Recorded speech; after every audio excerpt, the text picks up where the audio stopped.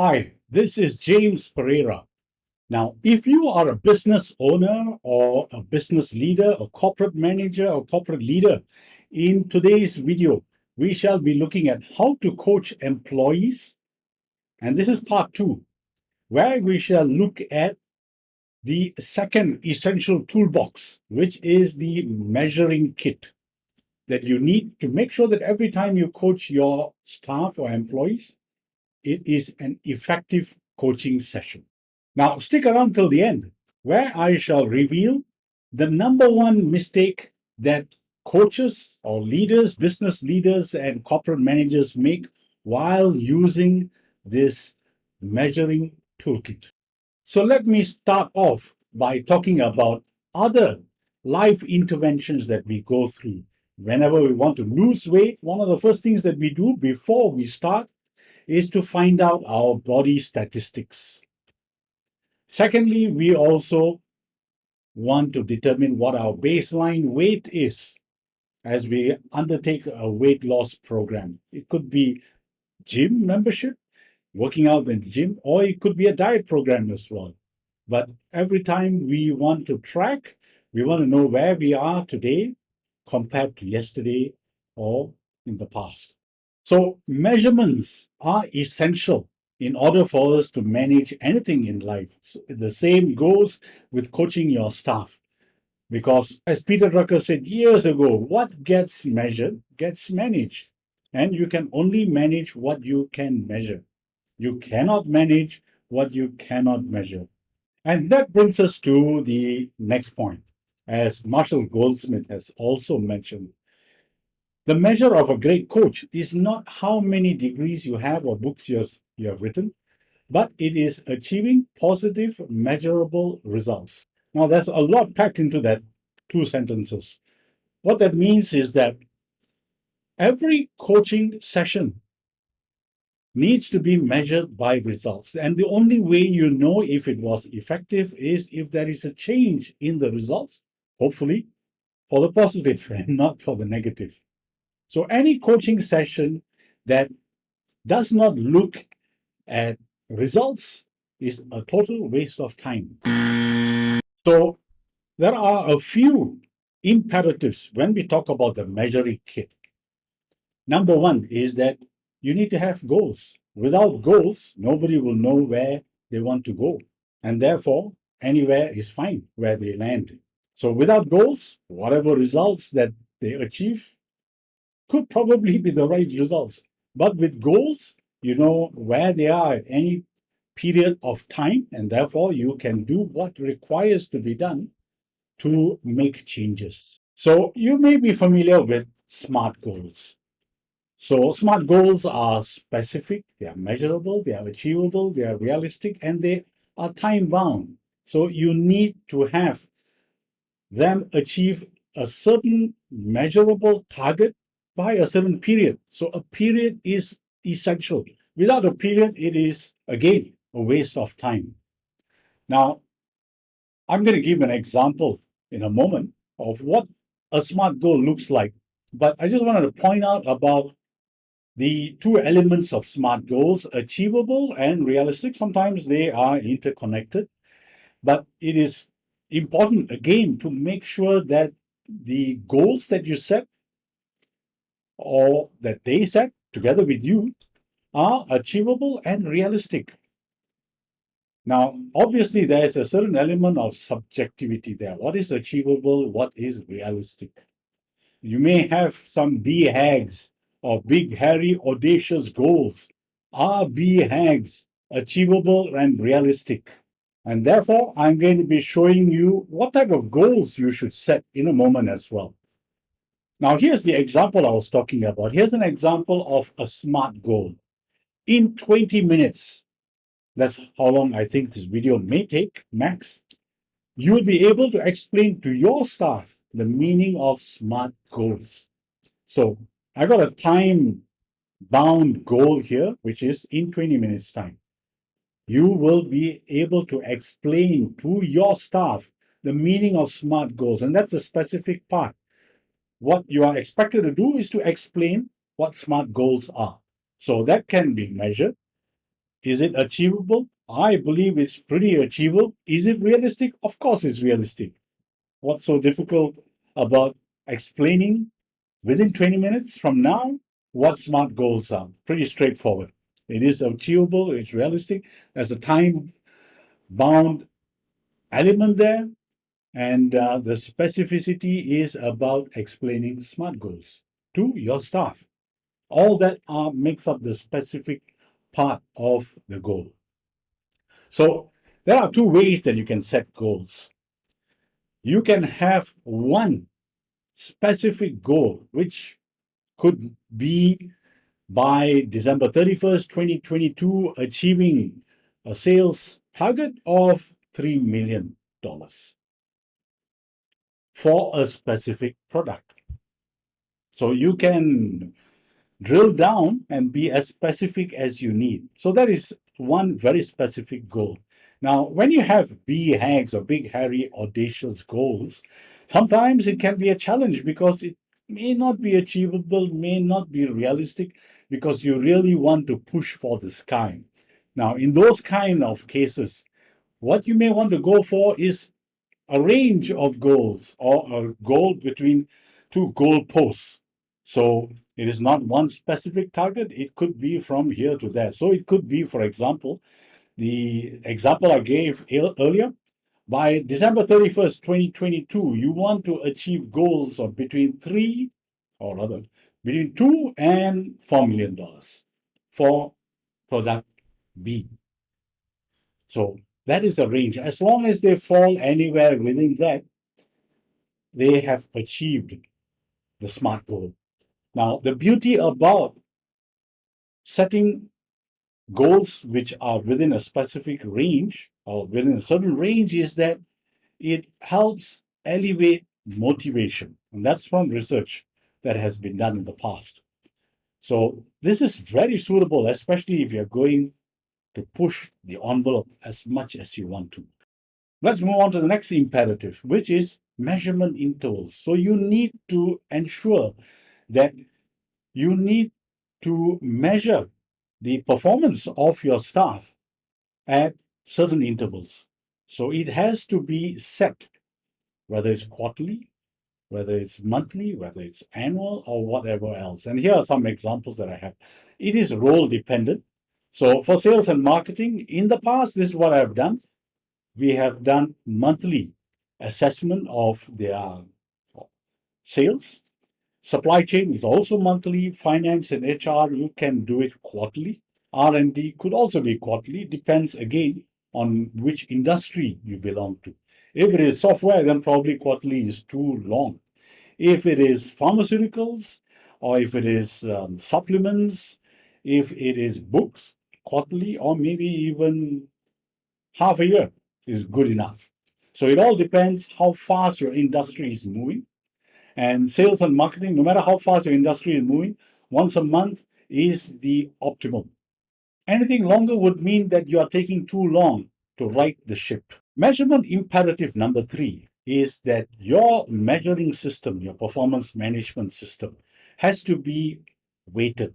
This is an example for an organization that I developed the performance management system for. As you can see on the rightmost column, that's where we set the weightage of each one of the goals. As you can see here, this organization had 7 key results areas, and each one of those were converted into key performance indicators or indices or indexes. Choose whatever terminology you want. So that's what KPI stands for. And it is very specific. And as you can see, if you add up the weightage, it works out to 1. So by creating weightage, in one look, your staff will know which one is the priority. So you're prioritizing by creating a weightage system. So moving along, the next imperative, measurement imperative, is grading. You need to grade each one of the KPIs. And each time you measure this, whatever the interval you decide on, you need to attach a grade to that. Now, the danger with grading, and I have been using a 5-point grading system. And I would recommend that as well. It's very simple compared to a 10-point grading system or a 7-point grading system. 3 may be too simplified, and therefore you could be curtailed or limited in how you could grade them. So 5 for me seems to be the optimal, and you can try it out and see. And there are a couple of ways that you can do this. In some of the organizations that I work with, they prefer that the grade 1 to be awesome and 5 as horrible. There are others who say, no, 5 seems to be better than 1. That's up to you as long as everybody understands what 1 and 5 stands for. Now, the biggest criticism of a 5-point grading system or a 3-point or a 7-point, any odd grading system is that you tend to have a central tendency, meaning that you tend to play it safe and give everybody the score of a 3, which is right dead in the center. So nobody does well, nobody does poorly. Everybody plays it safe and everybody seem to be happy. But the danger is that you would then not be able to push people to achieve more than the 3. So the best way to overcome this, to ensure that you do not arbitrarily decide what a 3 is, what is a 1, and everybody's confused. What 1 is, 2, 3, 4, 5 is to ensure that each one of the grades are behaviorally anchored. So an example of anchoring your grade to a specific behavior is what you see here, where in this sales organization for their sales reps, what they have done is that they have decided that in order to achieve a grade of 5 for sales versus target, total sales versus target, you need to achieve 110% or more of your target. And between 101 to 109 is 4 points. 100% is 3, which is right smack in the center. 90 to 95 would be 2, and below 89% is considered a 1. So in this way, there is no way that a sales manager who is doing the coaching of the rep would get confused on what a 1, 2, 3, 4, or a 5 is. So that's an example of anchoring your grading to a specific behavior or specific achievement. So the final measurement imperative is you need to have a final overall score for the person that you are evaluating. So similarly, the scoring is also a 5-point system since you are using the grade of 5 and the weighted average is a 1. So your total score would be between a 1 to a 5 as well. And again, you could use 1 as awesome and 5 as horrible, or turn it on its head. And you need to also ensure that there is a minimally required score that the person needs to achieve at every interval that you're doing the measurements. So that would mean that if they fall below the minimal score, something needs to happen. And if they have done well, then you need to consider how you're going to reward the person. So this is where rewards would come in. Now let's talk about subjective goals. Earlier I had mentioned that what Peter Drucker said is that you cannot manage what you cannot measure.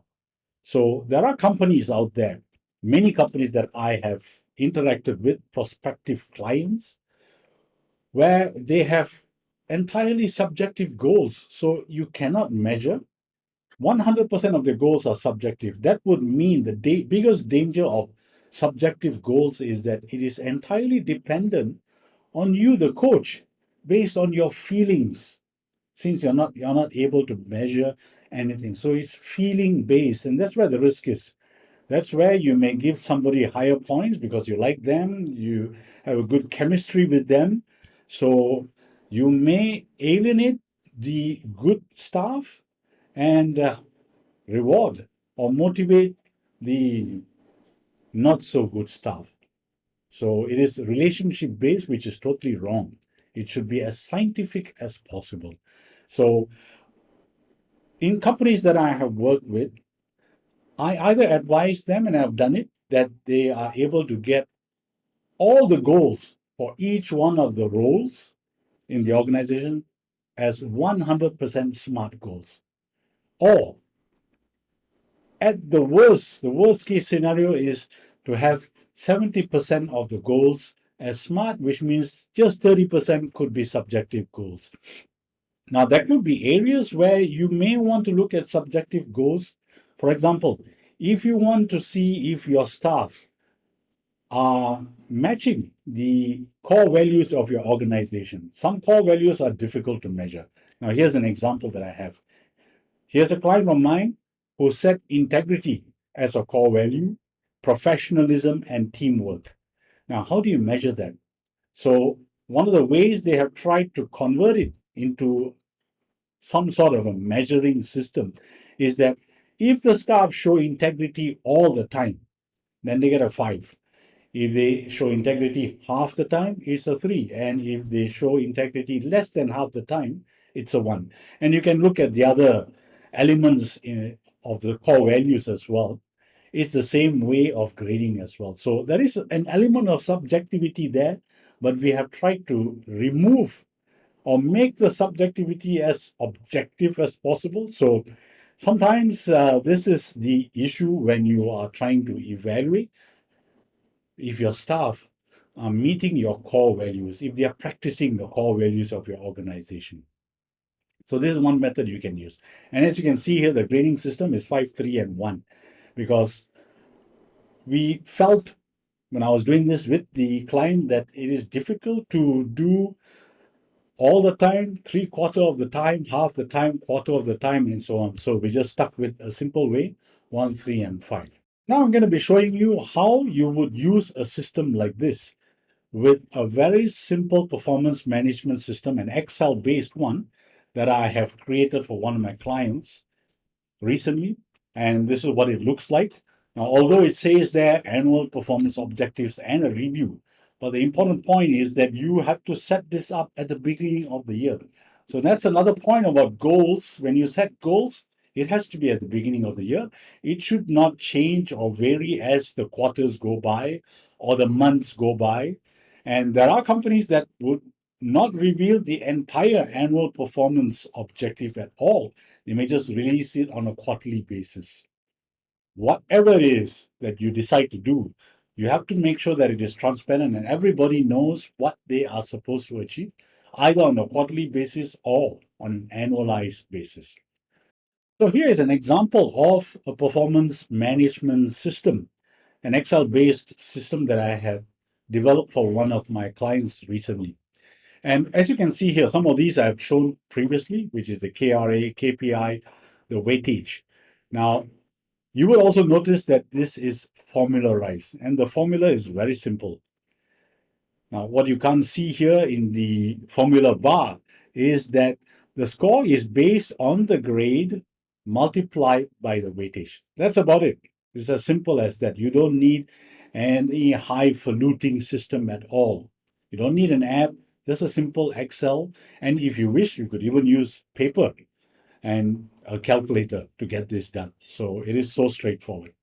So in this case, what I would do is that, assuming that this chap had achieved 100% of his sales, and as you saw just now, the grading system, I would just have to key in a 3, and instantly I would get a score there, 0.75.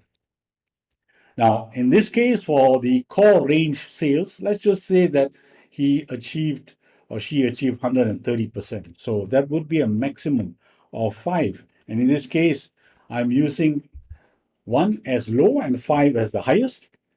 And let's just go along with this. And I'm just going to key this in just to give you an idea how it could look like. So, and here is where, when we come to the core values I had shown earlier, this is very subjective, and therefore, as you can see in this organization, they have given it the lowest weightage as well, just 10% or 0.1. So let's just say this chap or this person has hit a high score of 5. So now that you have got all the scores done, you just need to add this up, and let me get this done quickly. And there you go, you got a 3.6. So this person's overall score, and that's what I meant by overall score, is a 3.6 out of a maximum of 5. So 3.6 is slightly above standard or average. I prefer to use the word standard compared to average. So you are slightly above standard. So that would mean that you would need to get this person to focus on certain areas, and that's how the coaching would go. And the areas that I would focus on are the ones with the mid-range or low grading scores with the high weightage. So obviously, achieving overall total sales is going to be essential for this person. This doesn't seem to be too bad. In fact, he or she is doing well in achieving the core range sales, so that's fine. The next focus would be on the area that he achieved or she achieved a grade of 2, which is pretty bad because a sales organization needs to ensure that it is achieving or adding on new customers during each period. So this is critical. So that is the other area that they need to work on. So the biggest error that I promised to reveal to you is that, as you saw in the example I gave earlier, that client of mine had 7 goals. Now, 7 is a challenge. As you saw, when you have 7 goals, the biggest issue is that the lowest weights are going to be very, very small, that are going to be irrelevant completely for the person who is supposed to deliver those results. So an ideal, once again, is somewhere around 5, because then you can easily prioritize and work on 5 items rather than 7 or 10. There have been organizations where I've seen 10 and up to 20. So when you do a weightage over 20 items, even the most important would probably just be weighted at 10%, 20%, which means all the rest right at the bottom is just going to be 1%. Nobody will focus on a goal which is only weighted at 1% because it has got such a low priority, and they are just going to ignore that. And that's the reason why we just focus on 5, the 5 most important ones. And that's good enough. That's what's going to move the needle for your organization when you focus on the most important elements or goals of your organization. So if you have used such a toolbox before, or measuring kit, so I like to call it, put in the comment box below what your single biggest challenge has been in using such a toolbox or a toolkit. Now check out this next video where we shall go through the body language skills that every coach needs.